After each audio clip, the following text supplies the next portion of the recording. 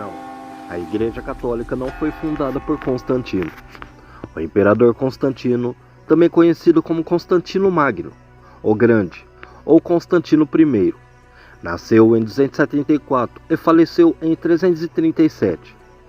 Foi imperador durante 31 anos, de 306 a 337. Era filho de Constâncio Cloro e Helena, uma cristã que se tornou Santa Helena. Casou-se com Faustina, filha de Maximiliano Hércules. No início do século IV, o cristianismo já estava espalhado por quase todo o mundo, penetrando até na classe nobre, e era muito perseguido pelos imperadores que tentavam a todo custo, com o poder das armas, destruir o poder da fé. Mas não conseguiam. Após a morte do imperador Galério, o poder ficou dividido entre Marcênico, que se intitulou imperador, e Constantino, aclamado como imperador pelos soldados. Os dois ambicionavam pelo poder absoluto. Tal luta se encerrou no dia 28 de outubro de 312, com a vitória de Constantino junto à ponte Milvia. Ocorre que Constantino viu no céu uma cruz com a inscrição: In hoc signo vinces. Com este sinal vencerás. Este foi um marco para sua conversão, que não se deu de uma hora para outra. Foi batizado somente em 337, no fim de sua vida. Em 313, deu liberdade de culto aos cristãos, como o chamado Edito de Milão.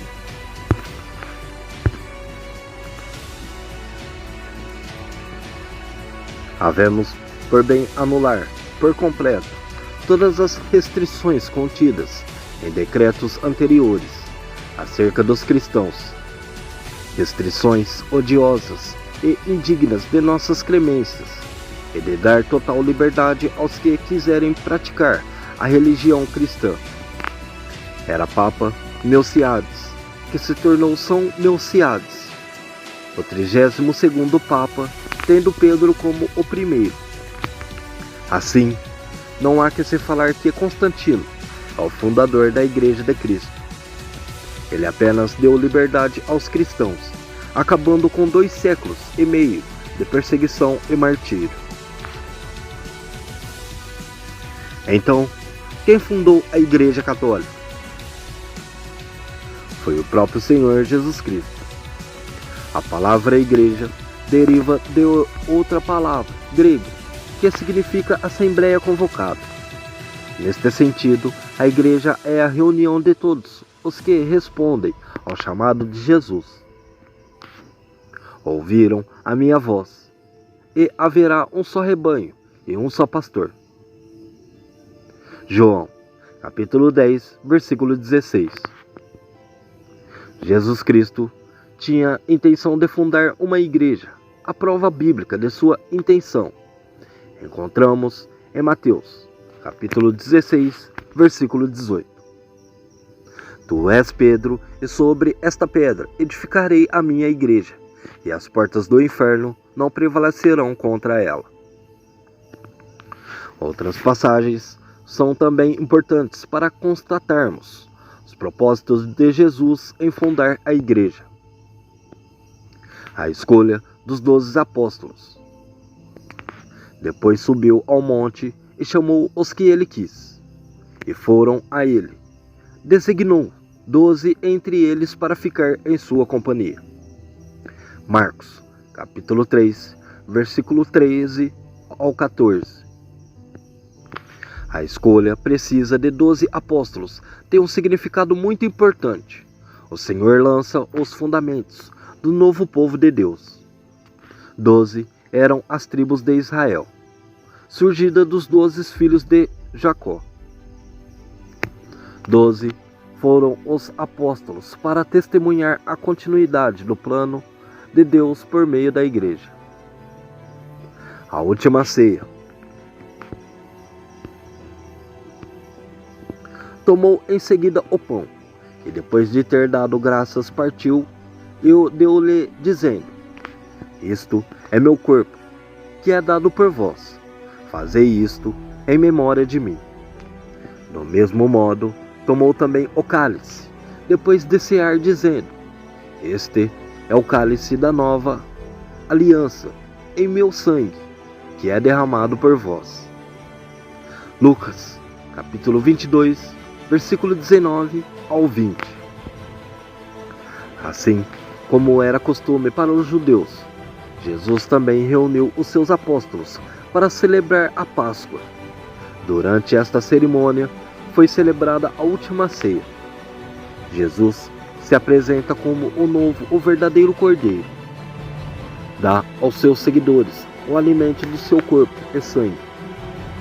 As palavras "fazei isto em memória de mim" apresentam o distintivo do novo povo de Deus. Deste modo, a última ceia passou a ser o alicerce e o centro da vida da igreja que estava nascendo. Afinal, por meio da ceia, o Senhor se torna de um modo mais forte presente entre o seu povo. E finalmente, segundo Santo Agostinho, a igreja começou onde o Espírito Santo desceu do céu e encheu 120 pessoas que se encontravam na sala do cenáculo. O derramar do Espírito em Pentecostes foi como a inauguração oficial da igreja para o mundo. Estamos vivendo um momento do cristianismo, onde muitas igrejas são criadas a cada momento. Os luteranos foram fundados por Martinho Lutero em 1524. Os anglicanos pelo rei Henrique VIII em 1534, porque o Papa não havia permitido seu divórcio para se casar com Ana Bolena. Os presbiterianos por John Knox em 1560. Os batistas por John Smith em 1609. Os metodistas por John Wesley em 1739, quando decidiu separar-se dos anglicanos. Os adventistas do sétimo dia começaram com Guilherme Miller e Ellen White no século passado. A Congregação Cristã do Brasil, fundada por Luigi Franciscon em 1910. As Assembleias de Deus têm sua origem no despertar pentecostal de 1900 nos Estados Unidos da América. Muitas pessoas saíram de diferentes igrejas evangélicas para formar novas congregações pentecostais. Em 1914, mais de 100 destas novas igrejas se juntaram para formar esta nova organização religiosa. A Igreja do Evangelho Quadrangular foi fundada na década de 20 pela missionária canadense, a M.C. Patterson, que passou da Igreja Batista para a Pentecostal. A Igreja Deus é Amor foi fundada por Davi Miranda em 1962. A Renascer em Cristo surgiu há alguns anos, fundada por Estevão Hernandes. A Igreja Universal do Reino de Deus surgiu em 1977, fundada por Edir Macedo. Isto, além de outras denominações menores que foram surgindo a partir desta, cada uma delas sendo fundadas por homens, com diferenças em suas doutrinas e cultos. A pergunta é simples: como o Espírito Santo poderia animar tantas divisões? Ele que é a fonte de unidade. Como identificar a Igreja de Cristo?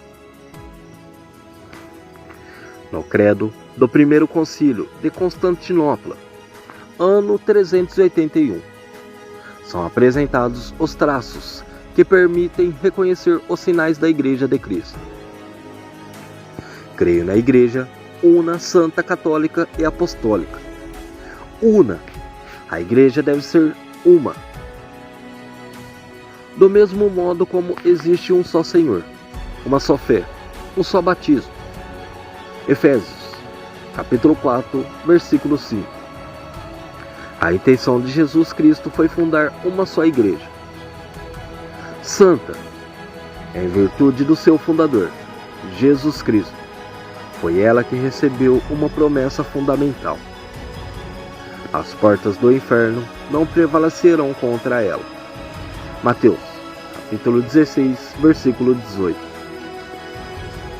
Deste modo, a razão da própria existência da igreja está em ser um instrumento de satisfação e santificação dos homens. Santifico-me por eles, para que também eles sejam santificados pela verdade. João, capítulo 17, versículo 19. Católica, porque foi estabelecida para reunir os homens de todos os povos, para formar o único povo de Deus. Ide, pois ensinai a todas as nações, batizai-as em nome do Pai, e do Filho, e do Espírito Santo. Mateus, capítulo 28, versículo 19. Apostólica, porque está construída sobre o fundamento dos apóstolos. Efésios, capítulo 2, versículo 20. A garantia da legitimidade da igreja está na continuidade da obra de Jesus, por meio da sucessão apostólica. Tudo o que Jesus queria para a sua igreja foi entregue aos cuidados dos apóstolos: a doutrina, os meios para a santificação e a hierarquia. Quando surgiu a expressão Igreja Católica? A palavra católica em relação à igreja foi usada pela primeira vez no segundo século da era cristã por Santo Inácio, bispo de Antioquia, na carta dirigida aos emirienses. Onde quer que se apresente o bispo, ali também esteja a comunidade, assim como a presença de Jesus nos assegura a presença da Igreja Católica. Foi empregada para destacar o sentido universal da Igreja de Cristo. Aos poucos, a palavra católica foi sendo usada para definir aqueles que estavam de fato seguindo a doutrina de Jesus. No final do século II, a Igreja cristã já era conhecida como Igreja Católica. Qual é a única Igreja de Cristo? Encontramos a resposta em uma afirmação do Concílio Vaticano II. A única Igreja de Cristo é aquela que nosso Salvador, depois da sua ressurreição, entregou a Pedro para apacentar. João, capítulo 21, versículo 17. E confiou a ele e aos demais apóstolos para propagá-la e regimê-la. Mateus, capítulo 28, versículo 18. Levando-a para sempre como coluna da verdade. 1 Timóteo, capítulo 3, versículo 15. Esta igreja subsiste na Igreja Católica, governada pelo sucessor de Pedro e pelos bispos em comunhão com ele. Examinando os textos bíblicos já apresentados, somos levados a concluir que Jesus fundou somente uma igreja. A Pedro disse: sobre esta pedra edificarei a minha igreja.